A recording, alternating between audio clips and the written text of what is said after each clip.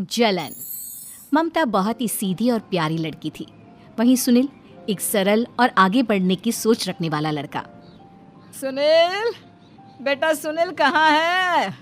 अरे ज़रा एक गिलास पानी तो दे दो। हाँ माँ, अभी आया। क्या माँ, पानी तेरे सर के पास ही तो रखा है, क्या हो गया है? तबीयत खराब है क्या? अरे नहीं नहीं, वो उठने का मन ही नहीं कर रहा था, तो देखा ही नहीं। वैसे क्या कर रहा है? यहाँ बैठ ना मेरे पास। माँ पढ़ रहा था। वो क्या ना, नौकरी में तो वक्त नहीं मिलता, अब ऑफिस से घर आकर ही तो वक्त मिलता है। अच्छा अच्छा ठीक है, पढ़ ले जा बेटा।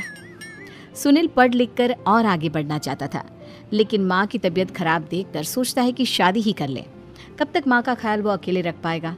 तो एक दिन, माँ ये ममता है, मैंने इससे शादी कर ली है। तुम्हारी तबीयत भी ठीक नहीं रहती, तो मैंने सोचा शादी कर लेता हूँ। घर संभालने वाली और तुम्हें संभालने वाली कोई आ जाएगी तो अच्छा रहेगा। माँ अचानक से सामने बहू देखकर हैरान रह जाती है।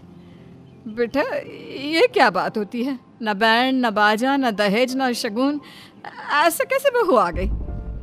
माँ तू तो जानती है, मैं नौकरी के साथ पढ़ाई कर रहा हूँ, तो कहाँ से इतना पैसा बचा पाता कि धूमधाम से शादी करता। वैसे भी माँ, लोग तो आकर खाकर निकल जाएंगे, इसलिए बस वैसे ही। माँ जी, मैं आपका ख्याल रखूंगी। वैसे भी ये आगे की पढ़ाई कर रहे हैं, अच्छा कुछ कर गए तो सबके दिन फिर से अच्छे आ जाएंगे।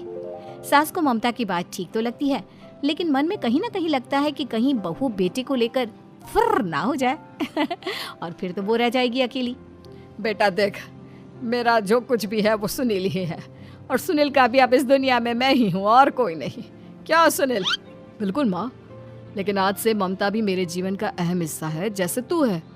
सास को बड़ा बुरा लगता है कि उसकी सल्तनत में कोई और हिस्सेदार कैसे हो सकता है। कैसे कोई और उसके 30 साल के बेटे की जिंदगी में अचानक से आकर बराबर का हिस्सेदार बन सकता है।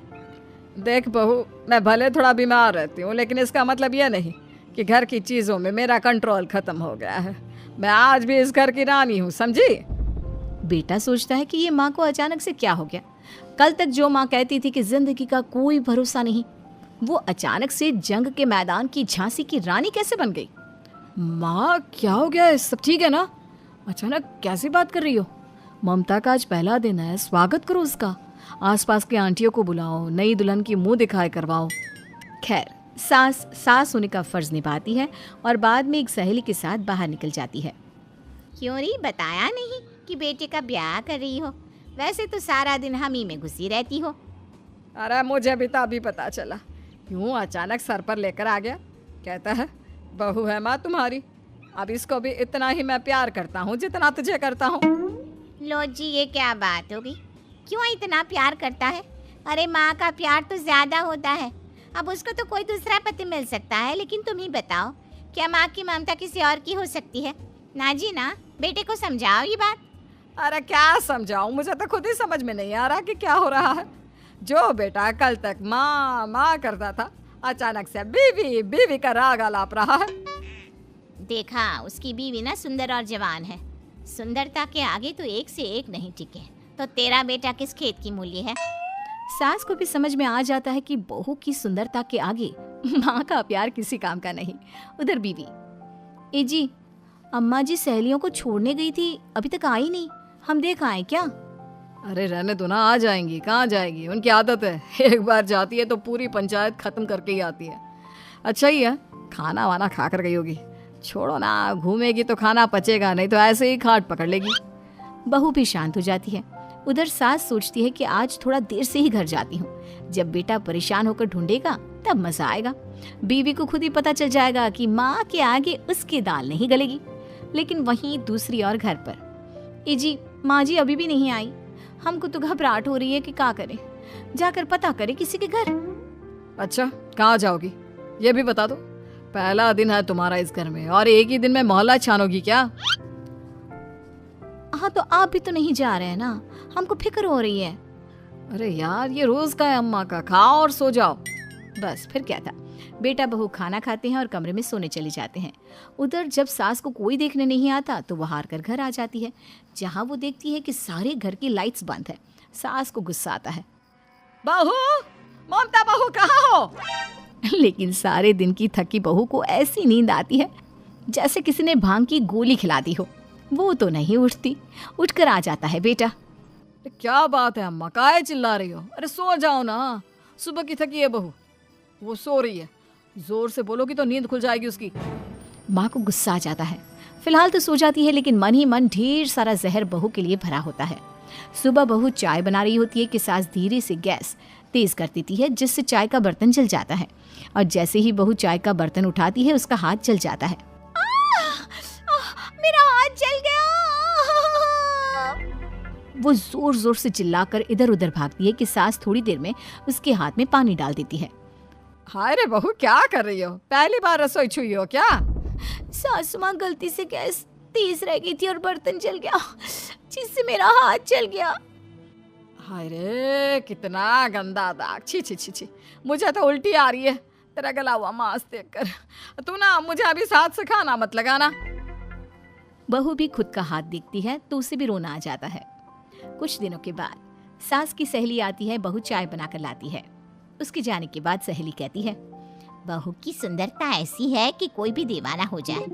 वैसे तेरे बेटे का क्या हाल है? अरे वैसा ही है, बहू के पीछे लट्टू। क्या करूं, कुछ समझ में नहीं आ रहा। मैंने तो बहू के चेहरे पर दिवाली के पटाखे की चक्री फेंक दी, उसका पूरा चेहरा जल गया। अब देखो ना रही सुंदरता, और ना ही अब मेरा बेटा उसे पूछता है। अरे अब तो वो उसे छोड़कर दूसरी भी देखने को बोल गया है मुझे। बहू सारी बात सुन रही होती है। आंटी एक बात बताइए, क्या भरोसा है कि दूसरी सही आए और आपके अनुसार रहे? देखिए आंटी, मेरी सासू माँ को गलत बात सिखाने की जरूरत नहीं है। हमारा परिवार साथ में खुशी से रह रहा है। देख बहू, मेरी सहेली की बेइज्जती ना कर, वही अच्छा रहेगा तेरे लिए, समझी? बहू नहीं मानती है। वो बार बार उनकी सहेली को घर से निकल जाने को कहती है। तभी सास की सहेली पास के चूल्हे से लकड़ी लाकर बहू के चेहरे पर लगा देती है। बहू जोर जोर से रोने लगती है। अरे ये क्या कर दिया? मैंने कहाँ किया, ये तो तूने किया। तू ही नहीं चाहती थी कि बहू बेटे के साथ रहे, भला मैं क्यों करूंगी? मैं तो चली, निपटो अब। बहू रो रही होती है, दर्द से चिल्ला रही होती है, लेकिन सास उसे डॉक्टर के पास नहीं ले जाती। तभी पति आता है। क्या हो गया ममता? ये दाग कैसे लगा? तुम कैसे जली? ममता कुछ नहीं कहती, बस दर्द से करा रही होती है। पति माँ की तरफ देखता है। हो ना हो माँ, ये पक्का आपका काम है। आप ही ममता से जला करती थी ना।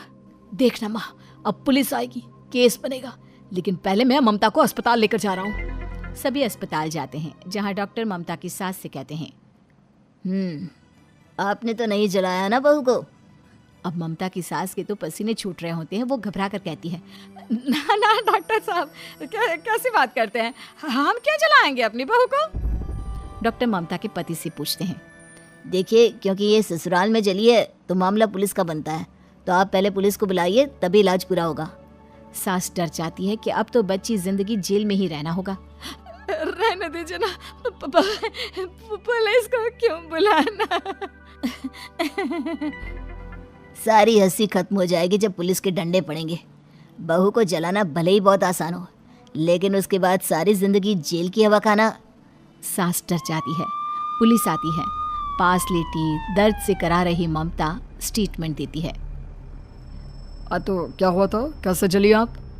ममता पास खड़ी सास को देखती है। बेटी बताओ, कैसे जल गई तुम?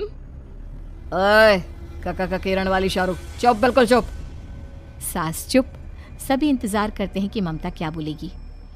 जी मैं खाना बना रही थी, लकड़ी उड़कर मेरे ऊपर गिर गई और मैं जल गई।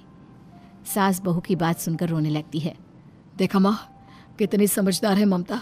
ये चाहती तो, हाँ बेटा, ये चाहती तो मैं आज जेल में होती। मुझे माफ कर दे, मैं आगे से अभी कभी ऐसा नहीं करूँगी। बहू के साथ मिलकर रहूँगी, मुझे माफ कर दे।